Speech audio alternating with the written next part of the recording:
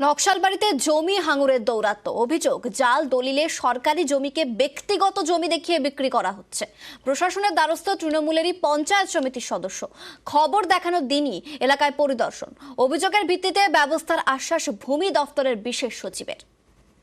আমার কাছে খবর আছে দু একজন, সবাই নয়, দু একজন বিএলআরও কিছু কিছু দুষ্টু লোকের সাথে মিলে নানা রকম জমির সাথে কেনা বেচার সাথে জড়িয়ে পড়েছে। নকশালবাড়িতে জাল দলিলে সরকারি জমিকে ব্যক্তিগত জমি দেখিয়ে বিক্রি করা হচ্ছে। এতে প্রাক্তন বিএলআরও জড়িত বলে অভিযোগ। শুক্রবার বেলা 12টায় এ খবর দেখানো হয় নিউজ 18 বাংলায়। এরপর বিকেল 4টে নকশালবাড়ি যান ভূমি দপ্তরের বিশেষ সচিব।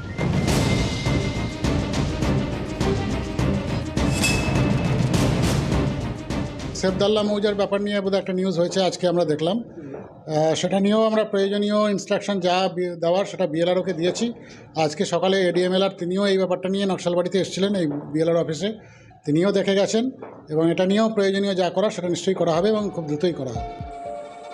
এখানে সরকারি জমি বাঁচাতে প্রশাসনের দ্বারস্থ হয়েছেন নকশালবাড়ি পঞ্চায়েত সমিতির তৃণমূল সদস্য আশরাফ আনসারি। তার দাবি, প্রথমে ব্যক্তিগত জমির দলিল জাল করা হচ্ছে, সেই জাল দলিল ব্যবহার করে সরকারি জমিকে ব্যক্তিগত জমি দেখানো হচ্ছে, তারপর সেই জমি প্লট করে বিক্রি।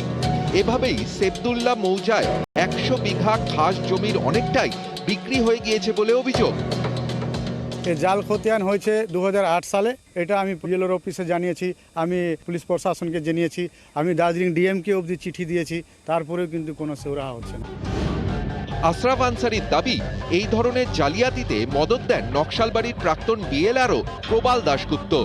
তার মদতেই নাকি সরকারি জমি দখল করেছেন চম্পাশাড়ি, বাগডোগরা এবং কেষ্টপুরের জমি দালালরা। যতক্ষণ এই অফিসারগুলো থাকবে ততক্ষণ রিপোর্টটা সলিড মতন যাবে না, কারণ 2008 থেকে 2012 যিনি বিএলআরও ছিলেন তিনি হলেন এখনকার এসডিএলআরও। 2014-তে কিন্তু একটা হাই লেভেল ইনকোয়ারি হয়েছিল, তখন একটা কমপ্লেন করেছিল। তখনও কিন্তু এসে যারা দেখেছেন কলকাতা থেকে, নবান্ন থেকে, তারা কিন্তু কিছু বলেননি। ভাঙড় 2 ব্লকের পাঁচগাছিয়া পালপাড়াতে সেচ দপ্তরের প্রায় 3 একর জমি আছে। অভিযোগ, এই জমি বেআইনিভাবে কিনেছেন এলাকার দাপুটের তৃণমূল নেতা কাইজার আহমেদ। তারপর সেই জমিতে অবৈধ নির্মাণ করছেন, এমনকি এলাকার একটি ক্লাবের জায়গাও দখল করে নির্মাণ শুরু করেছেন বলে অভিযোগ।